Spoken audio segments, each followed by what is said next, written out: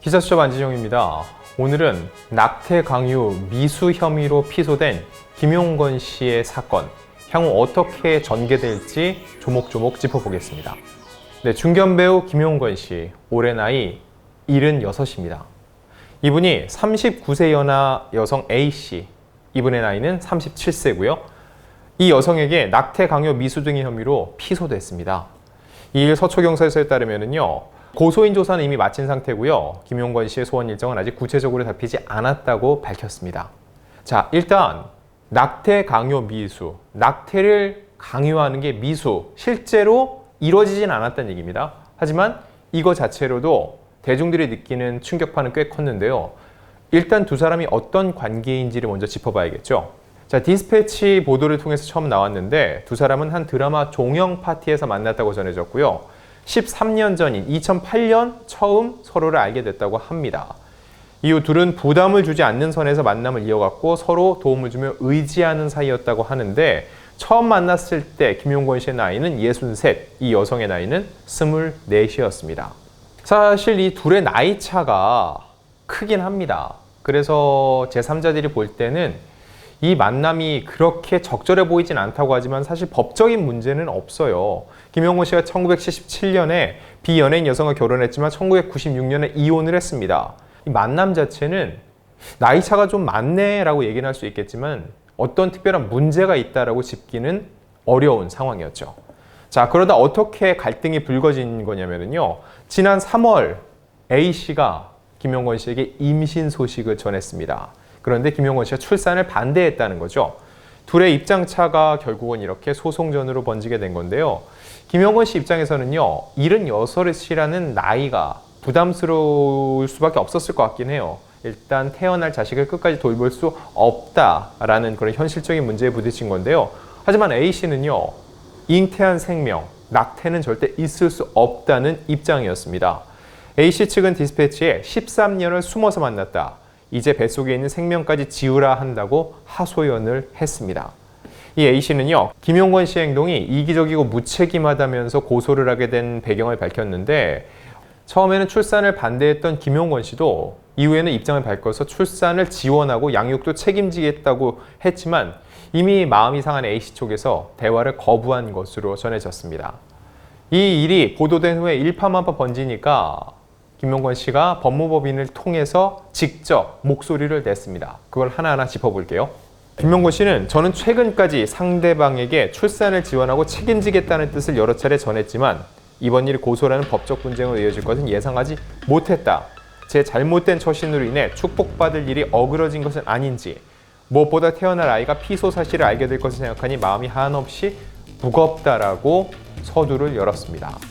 그 여성과의 관계에 대해서는요, 오래전부터 알고 있었다. 자식이 독립하고 난 후 빈 둥지가 된 집에 밝은 모습으로 가끔 들렀고 혼자 있을 때면 저를 많이 챙겨주고 이 친구의 고마운 마음이 늘 있었다. 매일 연락을 주고받거나 얼굴 보는 사이는 아니었어도 만날 때마다 반갑고 서로를 챙기며 좋은 관계로 지내왔다고 밝혔습니다. 자, 그러다가 임신 소식을 처음 접했을 때의 심경도 밝혔는데요. 김용건 씨가 적시한 시기는 2021년 4월입니다. 상대방으로부터 임신 4주라는 소식을 들었다. 서로 미래를 약속했거나 계획했던 상황이 아니었기에 기쁨보다는 놀라움과 걱정이 앞섰다고 하고요. 제 나이와 양육 능력, 아들들을 볼 명목, 사회적 시선 등 모든 것이 한꺼번에 몰려왔다고 얘기했습니다. 그러나 상대방은 생명의 소중함을 강조했고 2021년 5월 21일 자신의 변호사와 이야기를 하려며 저와의 연락을 차단했습니다라고 김용건 씨는 얘기를 하고 있고요. 자, 이후에 김용건 씨가 마음을 고쳐 먹었습니다. 그 이후 상황에 대해서도 이 글을 통해서 심경을 밝혔는데요. 조금 늦었지만 저는 체면보다 아이가 소중하다는 당연한 사실을 자각하고 아들들에게 임신 사실을 알렸고, 걱정과 달리 아들들은 새 생명은 축복이라며 반겨주었습니다. 아들들의 응원을 받으며 2021년 5월 23일부터 최근까지 상대방과 변호사에게 순조로운 출산과 양육의 책임을 다하겠다라는 뜻을 여러 차례 전했습니다. 지금은 무엇보다 상대방의 순조로운 출산과 건강 회복, 새로 태어날 아이의 건강이 가장 중요하다는 것을 가슴 깊이 새기고 있습니다라고 덧붙였습니다. 현재 이런 상황에서 그럼 향후 김용건 씨는 어떻게 할 계획일까요? 그 계획에 대한 얘기도 전했는데요. 상대방의 상처 회복과 건강한 출산, 양육을 위해 최선을 다할 것입니다. 혹 법에 저촉되는 바가 있어 책임질 일이 있다면 당연히 질 것입니다. 그 어떤 따가운 질책도 받아들이겠습니다. 다만 임신 중인 예비 엄마와 태어날 아기를 위해서 자극적인 보도나 댓글은 자제해 주실 것을 간곡히 부탁드립니다. 라고 당부를 하면서 글을 마쳤습니다. 김용건 씨의 이 소식과 함께 어쩔 수 없이 떠오른 분이 바로 김용건 씨의 아들인 하정우 씨였죠. 이거에 대해서는 분명히 얘기했어요. 아들들에게 임신 사실을 알렸고 오히려 축복이라며 반겨주었다고요. 그런데 어쩔 수 없이 향후 이 사안이 어떻게 진행될지 사람들이 궁금해하는 과정, 그 중심에는 상속이 있습니다. 이렇게 세간의 관심은 상속권에 쏠리고 있는데요. 현행법에 따르면요, 상속은 직계 비속의 경우 균등하게 받고 배우자는 50% 가산해서 받는다고 되어 있습니다. 그리고 결혼하지 않은 상태에서 생긴 아이, 혼외자라고 하죠. 혼외자라 하더라도 혼인 중에 출생자와 차별받지 않습니다. 원래는 차별 조항이 있었어요. 하지만 2005년에 이 조항이 폐지가 됐습니다. 결국 지금 두 아들이 있는데 새로 태어난 아이까지 향후 김용건 씨에게 1대 1대 1로 똑같이 상속을 받게 되는 권리가 생긴다는 거죠. 이거는 A씨가 향후 김용건 씨와 혼인을 하지 않아도 그대로 적용이 됩니다. 혼인이 이루어진다 했을 경우 A씨에게는 1.5, 50% 가산해서 상속이 주어지겠죠. 하지만 현재는 소송전으로 번진 상황이어서 두 사람의 혼인을 얘기하는 것은 굉장히 위험하고 지금은 조심스러운 상황인 겁니다. 자, 향후 이 아이를 둘러싼 A씨와 김용건 씨 간에 어떤 식의 쟁점이 생길 수 있을지를 놓고 봤을 때 크게 두 가지입니다. 양육권과 양육비입니다. 하지만 김용건 씨가 이미 고령으로 인해서 출산을 반대했던 것으로 보아 직접 양육을 하겠다고 나설 것 같지는 않아요. 이 경우 당연히 A씨가 양육을 맡게 되고 그럼 자연스럽게 양육권 문제는 해결이 되는 거겠죠. 김용건 씨는 향후 이 혼외자에게 양육비를 매달 지급은 해야 됩니다. 김용건 씨는 아이가 태어나서 만 19세가 될 때까지는요, 양육비를 지원을 해야 되는데 그 어느 정도 규모가 되는지 궁금해하실 수 있을 것 같아서 말씀을 드리면요, 서울가정법원에 양육비 산정 기준표가 있습니다. 부모 합산 소득이 세전 900만 원 이상이고 아이의 나이가 0세에서 2세라면 월 175만 3천 원 지급하는 것으로 나와 있고요. 15에서 18세가 되면 266만 4천 원을 지급하는 것으로 나와 있습니다. 하지만 이미 김용건 씨가 출산과 양육의 책임을 다하겠다는 입장을 밝혔기 때문에 분쟁으로 이어질 것 같지는 않습니다. 자, 그러면 이미 제기된 이 소송, 낙태 강요 미수 건으로 피소된 사건은 어떻게 진행될지를 한번 짚어볼게요. 이거에 대해서 김용건 씨의 아이를 임신한 A씨의 변호를 맡은 선정문 변호사가 이 OSEN이라는 매체와 인터뷰를 나눴습니다. 그 내용을 바탕으로 추론을 해보겠습니다.